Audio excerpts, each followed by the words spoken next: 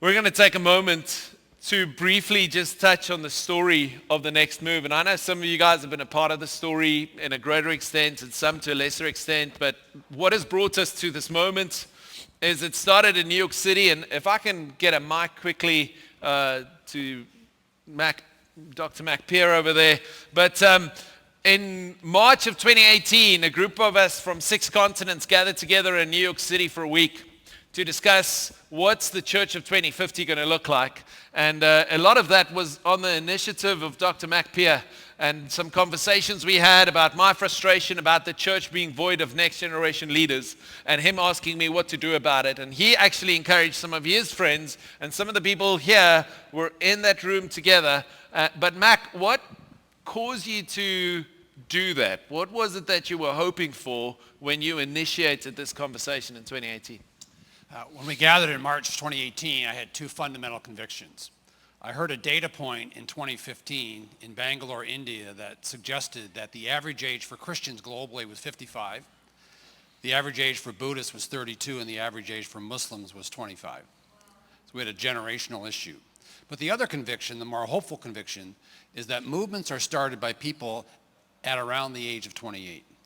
And that those 2 data points are really a perfect conversion.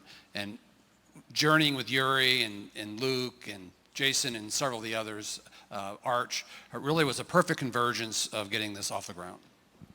So that gathering happened, and if we can get the mic to Luke Greenwood at the back there, he's my rock star friend, but he's a real rock star. He's not, you're all rock stars, but he's an actual rock star, okay?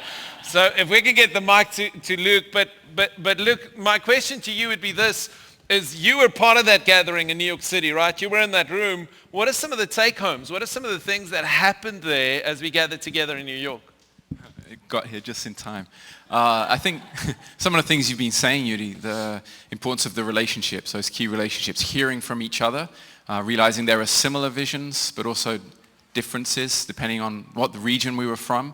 Mac had a big emphasis on the cities. That was a key thing for us. It was a generation that was lost in the cities around the world. And how can we bridge that gap? How can we reach a generation that's become increasingly secularized? We talked a lot about that.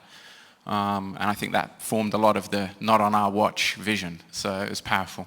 Absolutely, absolutely. And by the way, Luke's book on global youth culture, it's one of the best you can read on the topic. If you haven't read it, I hope he's got a couple with him, but it's on all kinds of digital platforms.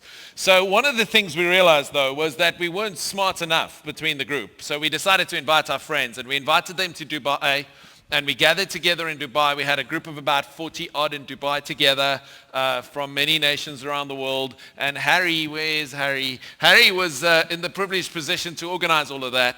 And although he was behind the scenes a lot, that event would not have happened if it wasn't for him. That's why he's so calm here today. You know, he's like, I've got nothing to do.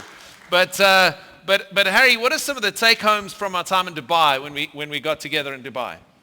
Thanks, Yuri. So I met up with a guy, his name was Steve Metcalf, and he was in Australia, I was from South Africa, so it couldn't be further apart from the world. I wouldn't have met him in any other way. And so I said, Steve, what do you do? He says, well, basically I run a lawn mowing company and take the profits and use that to further God's kingdom. I was like, what? I need to spend more time with this guy. So me and Steve set out for the next 4 years to meet every second Monday. And so for the last 4 years, we've met every second Monday, and because of that engagement, he's helped me to find a way to sustainably do the work that I do for God. And isn't that just amazing? From one encounter in Dubai, we've managed to be friends for 4 years, and we've managed to impact my world and his world through that relationship. So Dubai was relationship. Dubai was hearing that across the world, God is calling us. Not just where I am, but where he is in Australia, and there's a resonance in our hearts. That's it. That's it. So one of the big realizations for me at that gathering was this, that we were either going to end up in the darkest age in Christianity in 1,000 years, or we're going to see God bring about a revival or an awakening in the next generation. And that's where we started saying, not on our watch. We're going to trust God. We're going to raise the sails of relationship, and we're going to trust God to blow in it.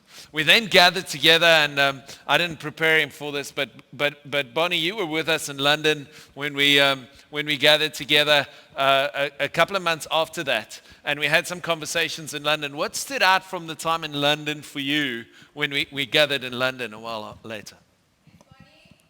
Well, as you say, leadership is all about influence. So one of the things that we did was we extended our influence of relationships in our world to bring it into the now conversation so that they would be inspired. And I want to say that we brought in a lot of people from our part of the world that went back and did some crazy things, all because they hung out together. That's it. That's exactly it. So it's good that Bonnie mentions the fact that because of what happened there, it went local. So that's where the strategy then started emerging of these 10 regions around the world, the 10 regions and 10 conversations that's represented in this room. So at that point in time, some regions were barely represented. I mean, we South America and Central America was nowhere in the conversation. If you're from South America or Central America or the Caribbean here today, would you mind just standing for a moment? I just want to show you guys. We had not a single person in the conversation. Luke, that grew up there and left, was our closest link to that part of the world at that point in time. You guys can sit down, but it's so good having you in the room, a part of this conversation. And I'm grateful to God for what he's done from there. So the strategy emerged, and then we went online. Remember that little thing that happened 2020, 21? Okay, we went online, and our worlds were turned upside down, but we kept meeting online. And one of the guys that joined us in that time was Steve Scrimger. And Steve, what were some of the things, why did you become a part of these crazy people that you've never met that just kept calling you to Zoom calls? It's like the Holy Spirit's just doing something in our city, and then we found out that he was doing the same thing in these people in other cities. And I was like, what a connection. So it's like we were part of something local. So we found what God was doing local, then connected to what God was doing global.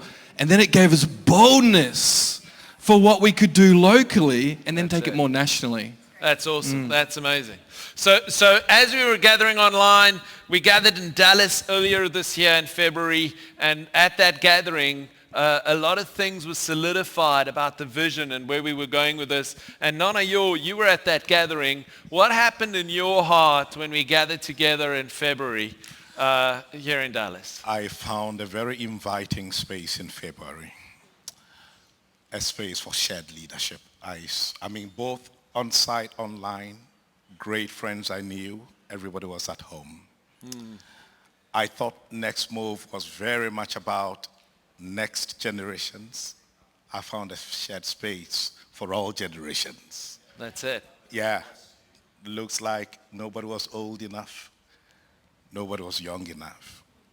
But one thing that really struck me there was just the patience to pause to hear the Holy Spirit. It was scheduled, but I remember one time we just paused. Let's hear what the Spirit is saying. A very inviting space here. Absolutely. I mean, every gathering we've been together, my favorite moments were not the ones where we planned or learned something, but it was the ones where we had God encounters in those moments. And may that be true of this time too, as we gather together.